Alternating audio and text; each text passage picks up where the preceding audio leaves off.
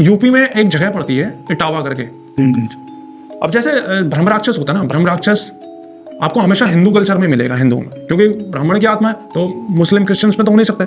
उसी तरह जो जिन होते हैं ना, जिन भी आपको मुस्लिम कल्चर में ही मिलेगा, जिन हिंदू कल्चर में नहीं मिलेगा, क्योंकि जिन भी मुसलमानों की तरह मस्जिद जाते हैं, नमाज पढ़ते हैं, तो इसलिए जिन के जो भी केसेस होते हैं 90% केसेस मुस्लिम्स के साथ ही होते हैं।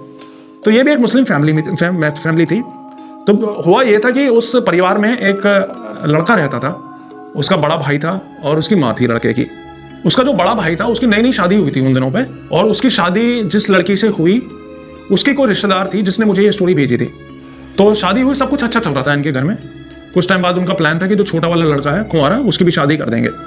अब एक बार ऐसा हुआ कि इनके गाँव से कोई बारात जा रही थी किसी दूसरी जगह पे, तो वो लड़का, मतलब उनका जो देवर था, वो उस बारात में गया हुआ था, और बारात से वापस आते हुए इनकी बस एक जगह पे रुकी। इनको प्यास वास लगी हुई बारातियों को, तो एक जगह कुआं था, तो वो वहाँ पे इन्होंने बस रोक ली।